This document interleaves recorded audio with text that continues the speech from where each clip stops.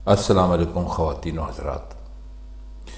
آج غالب کی جس غزل پر اس محفل میں بات ہوگی اس کا پہلا شعر ہے: مژدہ اے ذوق اسیری کہ نظر آتا ہے دام خالی قفس مرغ گرفتار کے پاس۔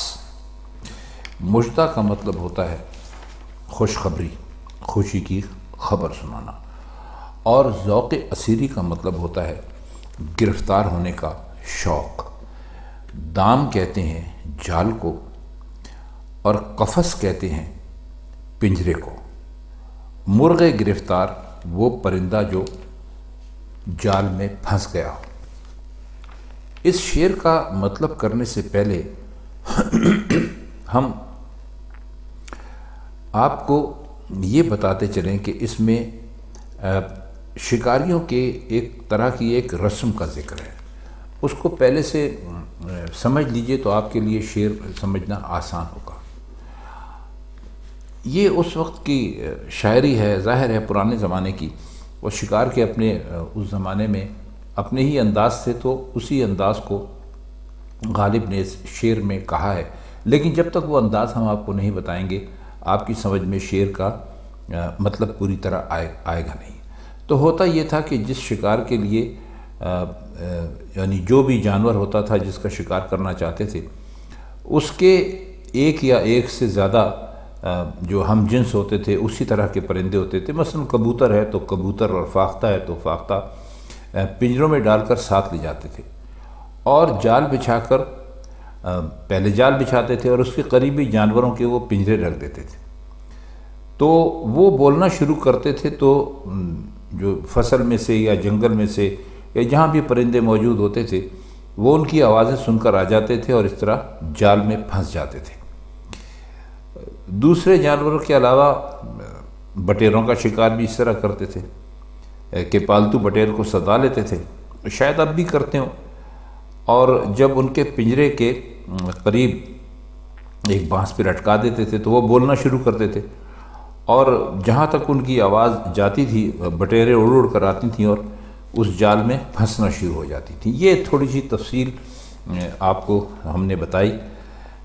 تو کہتے یہ ہیں کہ اے اسیری کے ذوق تجھے خوشخبری ہو، کیونکہ تیرے سامنے یہ منظر ہے، جال بچھا ہوا ہے مگر خالی ہے، اس میں کوئی پرندہ ابھی تک نہیں پھنسا، اور پاس ہی پہلے سے پکڑے ہوئے پرندے کا پنجرہ پڑا ہے، اور وہ سب کو قید و بند کی دعوت دے رہا ہے۔ گویا تیرے لیے تسکین کا پورا سامان موجود ہے، تو بھی تمنا پوری کر لے۔ اپنے ذوق اسیری سے کہہ رہے ہیں۔ اگر دام خالی نہ ہوتا تو ذوق اسیری کی تسکین کا معاملہ شبے میں رہ جاتا، کیونکہ ممکن ہے پہلے اتنے پرندے پھنس چکے ہوتے کہ کسی نئے پرندے کے لیے جسے پھنسنے کا بڑا شوق و گنجائش نہ رہتی۔ اس لیے دام کے خالی ہونے کا پہلو بطور خاص پیش نظر لایا گیا ہے۔ شعر نمبر 2 دیکھیے کہ جگر تشنہ آزار تسلی نہ ہوا، جوئے خوں ہم نے بہائی بنے ہر خار کے پاس۔ جگر تشنہ آزار کا مطلب ہے وہ جگر جو دکھ سہنے اور اذیت برداشت کرنے کا پیاسا ہو، یعنی جو دکھ سہنا چاہتا ہو اور اذیت برداشت کرنا چاہتا ہو۔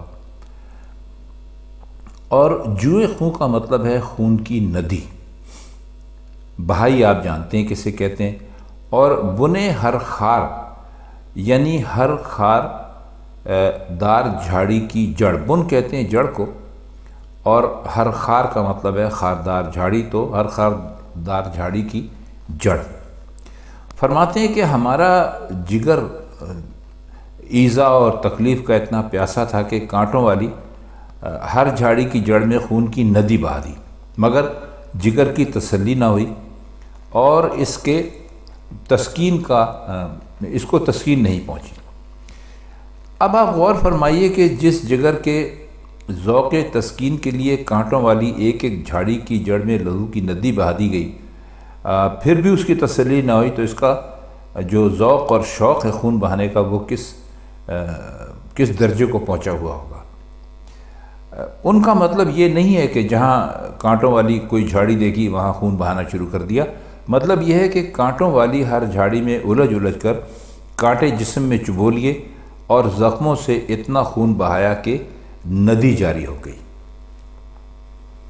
شعر ہے کہ مند گئیں کھولتے ہی کھولتے آنکھیں ہے خواب وقت آئے تم اس خوب وقت آئے تم اس عاشق بیمار کے پاس۔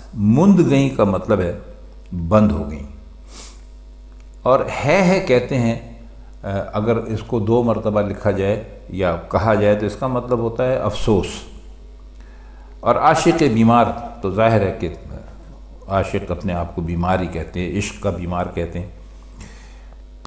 تو شعر کے یعنی کہتے یہ ہیں کہ اتنا ضعف آ چکا ہے، اتنا کمزور ہو چکا ہوں کہ محبوب کو دیکھنے کے لیے میں آنکھیں کھولنے کی جتنی بھی کوشش کی اور وہ کامیاب نہیں ہوئی اور آنکھیں بند ہو گئی۔ ظاہر ہے آنکھیں کھولنے کے لیے بھی تھوڑی بہت طاقت کی ضرورت تو ہوتی ہے، تو وہ کہتے ہیں کہ ہم تو اس قدر ضعیف ہو چکے ہیں، اتنی کمزوری ہو چکی ہے کہ محبوب کو دیکھنے کے لیے آنکھیں کھولنے کی کوشش کی لیکن کامیاب نہیں ہوئے اور آنکھیں بند ہو گئیں، اور ہماری جان نکل گئی، ہماری جان ہمارے جسم سے چلی گئی۔ دیکھیے محبوب اپنے بیمار عاشق کے پاس کیسے وقت میں آیا، اور اس نے اتنا کرم فرمایا کہ آ تو گیا، لیکن ایسے وقت پر آیا جب اس کے کرم سے عاشق کوئی فائدہ نہیں اٹھا سکتا تھا، یعنی یہ تک نہیں کر سکتا تھا کہ کم از کم اپنی آنکھیں کھول لے اور اپنے محبوب کا دیدار ہی کر لے۔ شعر دیکھیے کہ میں بھی رک رک کے نہ مرتا جو زباں کے بدلے دشنا ایک، ہم آپ کو پہلے بھی کئی مرتبہ بتا چکے ہیں، اس کا مطلب ہوتا ہے خنجر، اور تیر تو آپ جانتے ہیں۔ غم خار کا مطلب ہوتا ہے دوست ساتھی۔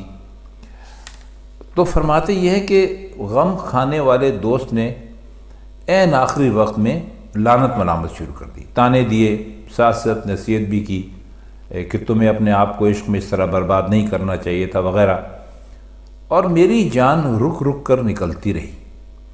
تو کہتے ہیں کاش غمخوار کے پاس زبان کی تیزی کی بجائے ایک تیز خنجر ہوتا جو مارتا اور میں رک رک کے مرنے کے بجائے فوراً ہی ختم ہو جاتا۔ یعنی وہ مجھ سے جب بھی ایک نصیحت کرتا تھا، جب بھی سمجھاتا تھا، جب بھی مجھے لعنت ملامت کرتا تھا تو میں اپنی جگہ ایسا لگتا تھا کہ میں مر گیا ہوں، لیکن ظاہر ہے کہ ان باتوں سے تو کوئی نہیں مرتا۔ تو کہتے ہیں کہ بجائے اس کے بھائی آپ کے پاس ایک دشنا ایک تیز سا ہوتا میرے غمخوار کے پاس، تو آپ کے پاس ایک تیز سا خنجر ہوتا جو آپ ایک ہی دفعہ میرے مارتے اور میں مر جاتا۔ تو غالب کے کہنے کا مطلب یہ ہے کہ یہ غمخوار کی نصیحتیں یا ملامتیں اس قدر تکلیف دہ ہوتی ہیں کہ کسی کا تیز خنجر مار کر ختم کر دینا بھی اس سے زیادہ بہتر ہوتا ہے۔ شعر نمبر 5 ہے، دہنے شعر میں جا بیٹھیے لیکن اے دل نہ کھڑے ہو جیے خوبانے دل آزار کے پاس۔ دہنے شعر کا مطلب ہے شعر کا منہ، اور یہاں جو ہے نہ کھڑے ہو جیے اس کا مطلب ہے نہ کھڑے ہوئیے، جسے ہم لوگ آج کل بولتے ہیں، یا نہ کھڑے ہوں۔ خوبان دل آزار، خوبان دل آزار کا مطلب ہے وہ حسین جو آپ کے دل کو تکلیف دیں اور آپ کا دل جلائیں۔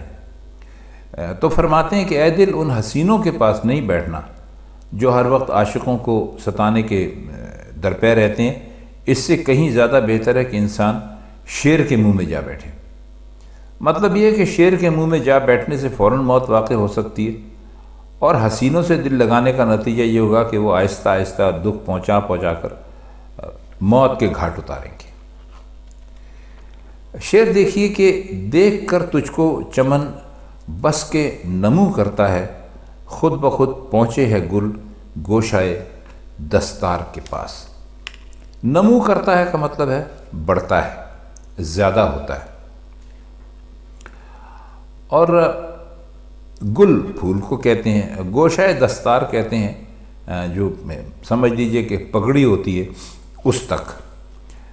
تو فرماتے یہ ہیں کہ اے محبوب تجھے دیکھ کر چمن میں اس قدر یعنی بڑھوتری ہوتی ہے پیدا چیزوں میں کہ ہر چیز اس طرح بڑھنے لگتی ہے کہ پھول خود بخود دستار کے پاس پہنچ جاتا ہے۔ ظاہر ہے کہ آپ جانتے ہیں کہ پہلے زمانے میں دستور تھا کہ پگڑی کے اندر پھول لگایا کرتے تھے، تو وہ اسی کی طرف انہوں نے اشارہ کیا ہے۔ تو ظاہر ہے کہ جو گوشہ دستار ہوتا ہے وہ پھولوں کے پودوں سے بہت چھوٹا ہوتا ہے، پھولوں کے پودے تو بہت بڑا ہوتا ہے، پھولوں کے پودے تو بہت چھوٹے چھوٹے ہوتے ہیں۔ تو وہ کہتے ہیں کہ تیرے آنے سے پھول جو ہیں اس میں اتنی غیر معمولی یعنی بڑھوتری ہو گئی اور اتنا نمو پیدا ہو گیا کہ پھول گوشہ دستار تک پہنچ ہی نہیں سکتا۔ تو اگر وہ گوشہ دستار تک پہنچا ہے تو اس کی وجہ تو ہے۔ آخری شعر ہے اس کا کہ مر گیا پھوڑ کے سر غالب وحشی ہے بیٹھنا اس کا وہ آ کر تیری دیوار کے پاس۔ غالب وحشی مطلب ہے وہ عاشق جو ہر وقت وحشت سے بھرا رہتا تھا، جس کو یعنی صحیح دماغ لوگوں میں ہم شمار نہیں کر سکتے۔ اب دیکھیے اس میں ایک مرتبہ پھر ہے کا استعمال کیا گیا۔ اوپر ہم نے شعر آپ کو سنایا تھا نا، مند گئی کھولتے آنکھیں ہے، تو یہاں بھی وہی مطلب ہے کہ افسوس۔ تو کیا یہ رہے کہ دیوانہ غالب جو ہے وہ سر پھوڑ کر مر گیا ہے یعنی بڑا افسوس ہے، اور وہ ہر روز آ کر تیری دیوار کے پاس بیٹھا کرتا تھا اور اس کا وہ بیٹھنا اب یاد آ رہا ہے۔ تو بس اس شعر کا یہی کچھ مطلب ہے۔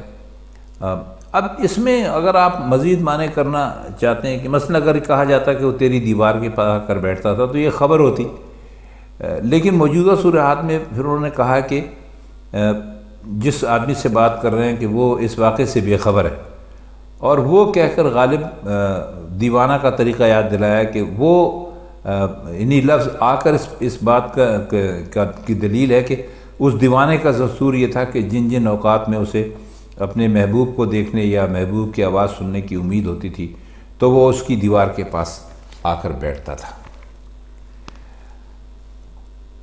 اگر آپ کو ہمارا چینل اچھا لگتا ہو تو اس کو لائک اور سبسکرائب ضرور کیجیے۔ آج کی محفل میں بس اتنا ہی۔ آپ سے ملاقات ہوگی غالب کی کسی اور غزل کے ساتھ، تب تک کے لیے ہم آپ سے چاہتے ہیں اجازت۔ خدا حافظ۔